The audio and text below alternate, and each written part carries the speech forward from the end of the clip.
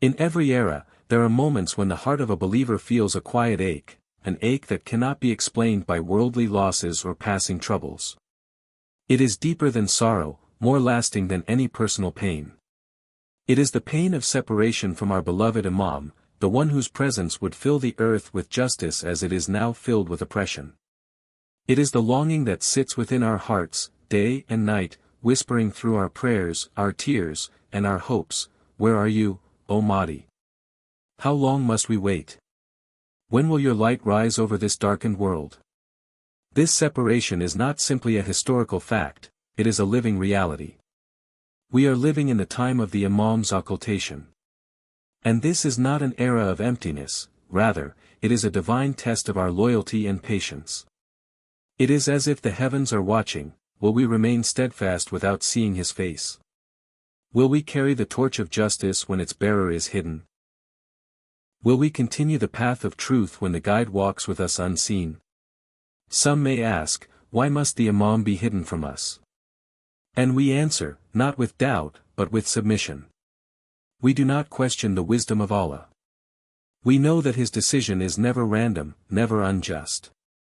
Just as the sun continues to give warmth even when behind the clouds, the Imam continues to guide, to witness, to pray for us, even if our eyes do not see him. His presence is a mercy, even if his appearance is withheld. But make no mistake, this is not an easy test. The world around us is burning with injustice. Corruption spreads like a disease. The cries of the oppressed rise from every corner of the earth. And in the middle of it all, the believers hold on to a promise that one day, the awaited one will return, will rise, and will fill the earth with truth. That promise is what gives meaning to our resistance. It gives courage to our patience. And it turns our tears into a form of strength. How often we have whispered, in the stillness of night, "O my Master, O Son of Fatima, I miss you." How many of our mothers have prayed for their children with the hope that they might be among those who prepare the ground for your return? How many of our youth, frustrated with the state of the world, cry not because they are weak, but because they feel abandoned in a world without your visible leadership? Yet, this very sorrow is what connects us to you. It is not a weakness, it is love. A love that spans centuries. A love that does not fade. A love that shapes nations.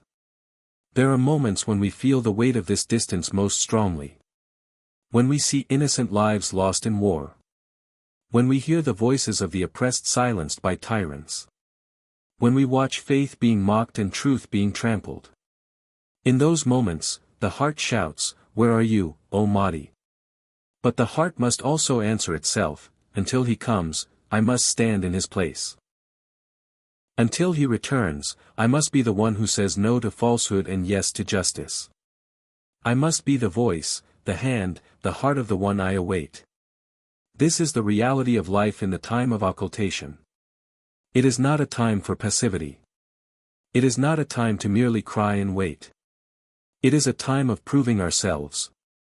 A time when every sincere act of worship, every honest effort for justice, every step toward truth brings us closer, not just spiritually, but practically, to the return of the Imam. He is not distant from us. It is we who must come closer to him. And so, we live with this pain, not as a burden, but as a sacred reminder. Every sigh we release in his name, every tear we shed out of longing, every injustice we resist in the hope of his return, these are not empty expressions. They are the building blocks of his path. When the time comes, he will not return to strangers. He will return to a people who have been preparing for him all along.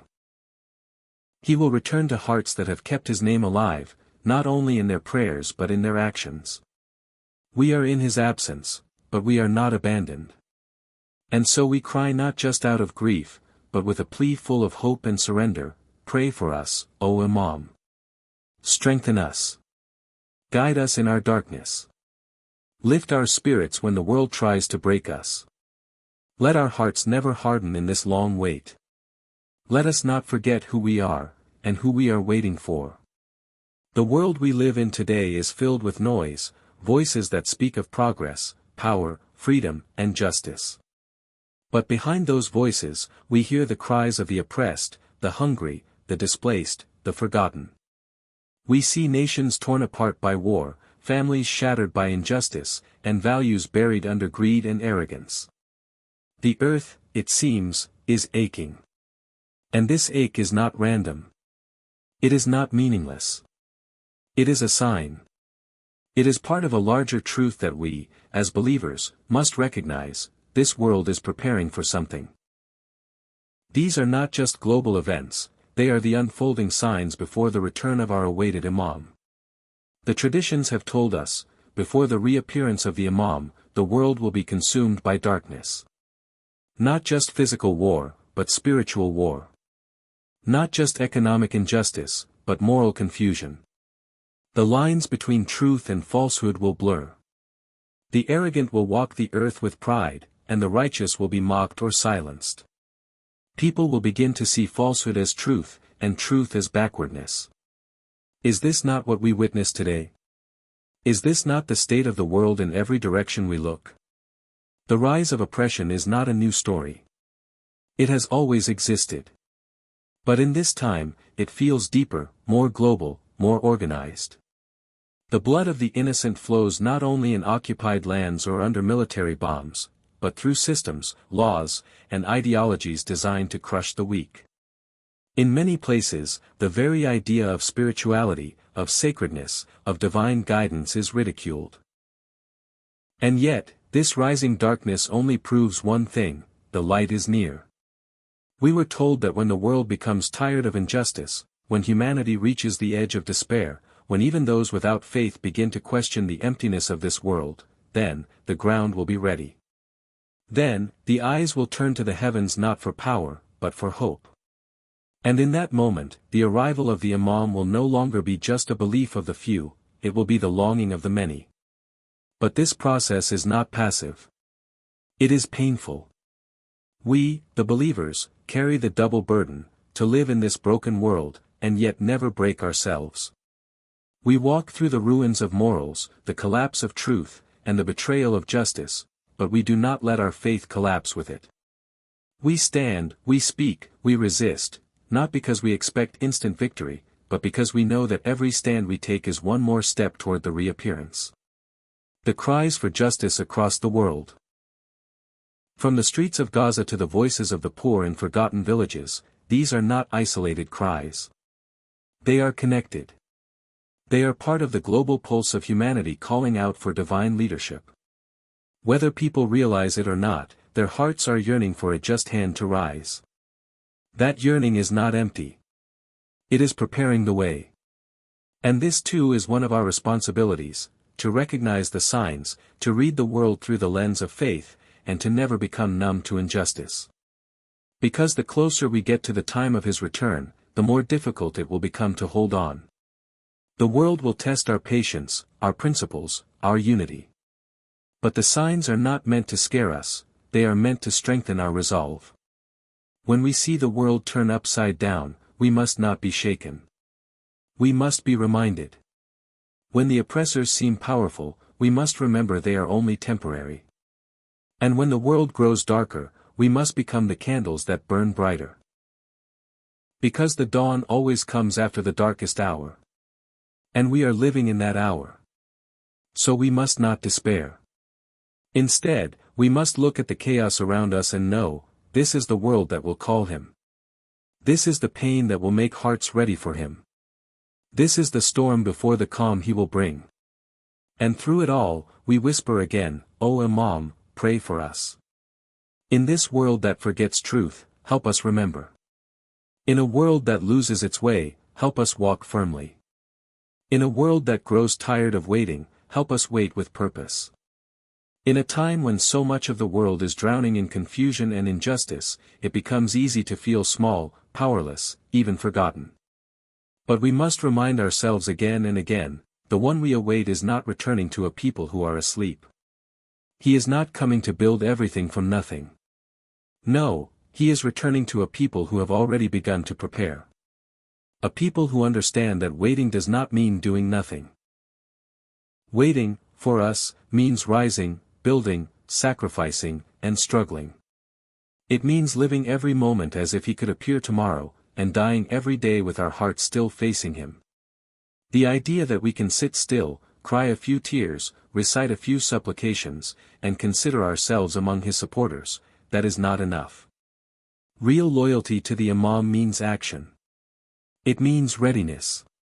It means preparing the world for his leadership by living out his values in our daily lives. Every time we stand for justice, every time we resist oppression, every time we teach our children the truth, every time we build a family, a community, a society grounded in faith and principle, we are preparing the ground for his return. Think of this: when he comes, will he not need supporters? Will he not need a generation that understands his mission, that is already trained in courage, sacrifice, and discipline? He is not returning to perform miracles for a passive people. He is returning to lead a revolution of light, a revolution that requires us to be ready. And readiness does not happen overnight. It is built, step by step, struggle by struggle, tear by tear. This is why our scholars, our martyrs, our pious elders always emphasize this, that the time of occultation is not a time of silence, it is a time of proving ourselves. In fact, it is the most difficult test, because we are asked to walk a path with faith as our only guide. We are asked to believe in a promise that has not yet appeared. And in that belief, to keep building. To educate. To unite. To protect the dignity of Islam and the oppressed. To hold on to our ethics, even when the rest of the world is throwing them away. Our youth must realize this: they are not just living in history, they are shaping the future of the revolution. Their purity, their knowledge, their energy, their creativity, all of it is needed in this preparation. They must not waste their strength on distractions and illusions. They must not fall into the traps of hopelessness or spiritual laziness. Because the Imam is not just looking for those who weep for him, he is looking for those who will rise with him. Who will stand shoulder to shoulder when he appears. Who will say, without hesitation, Labbaik ya Mahdi. Here I am, at your service. And we must also build communities that reflect his values. Communities where truth is not compromised for comfort, where the poor are not ignored, where dignity is protected. A society that speaks out against injustice, whether in our own home or across the world. A society that teaches its children not just how to pray, but why to pray. Not just how to recite the Quran, but how to live the Quran. This is how we prepare. This is how we make our neighborhoods, our cities, our nations ready for his arrival. Let us not forget that when he comes, there will be those who resist him. Because his justice will shake the false thrones of this world. So we must ask ourselves now, are we living lives that align with his mission? Are we truly prepared to walk beside him, even if it means loss or sacrifice? This is the question that each of us must answer, not with our tongues, but with our lives. Let this waiting not be empty. Let it be filled with purpose. Let every moment we live be a testimony that we are not just waiting, we are working. That we are not just dreaming, we are preparing. Let us become the people who make the Imam proud to return. A people who didn't just hope for him, but helped build the very ground he will walk on. And so, we turn again to him with sincerity. O Imam, pray for us. Pray that we may not become distracted. Pray that we may not become weak. Pray that when you come, you find us ready, ready in heart, ready in action, ready in sacrifice. Even though the Imam is in occultation, he is not absent from our lives. His ghaiba is not abandonment.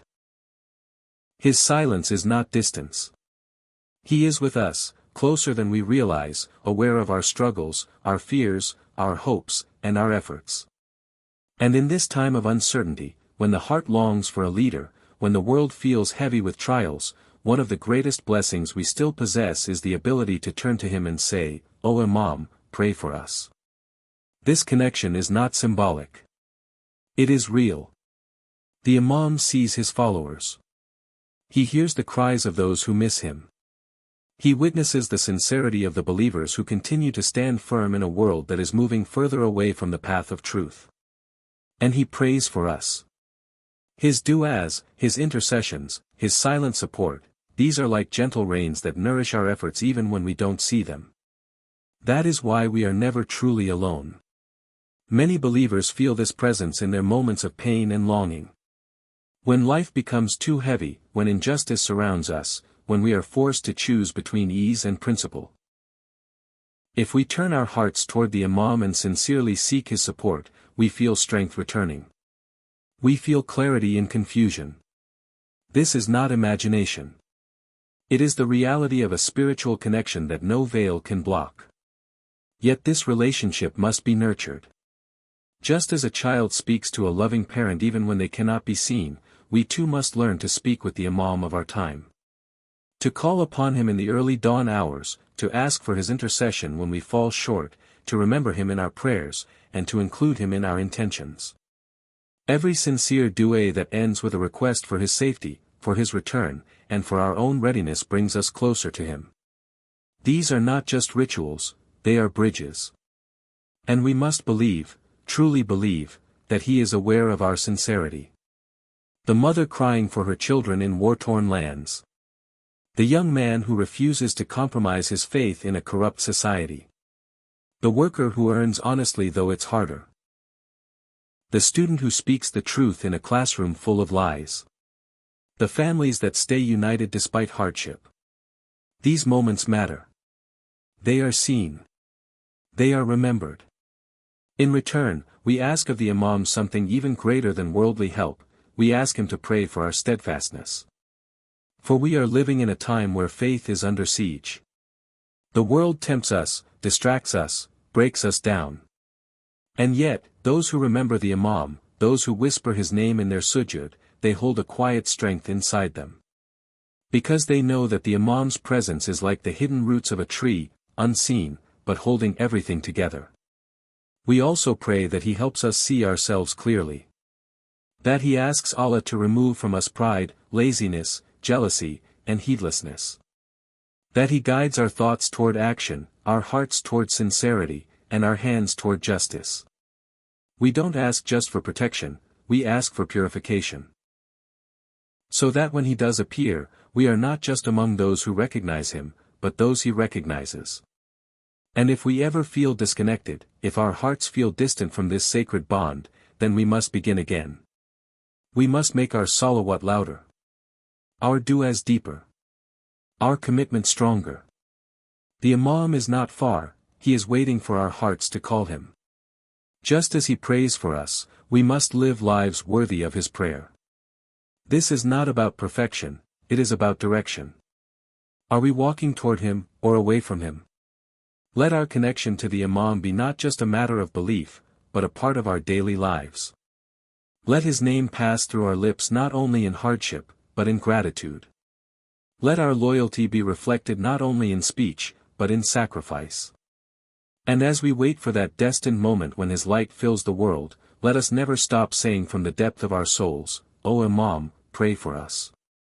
Strengthen us. Guide us. Make us among those who never lose hope. Among those who rise with you. Among those whose hearts never left your side, even in the longest night of absence.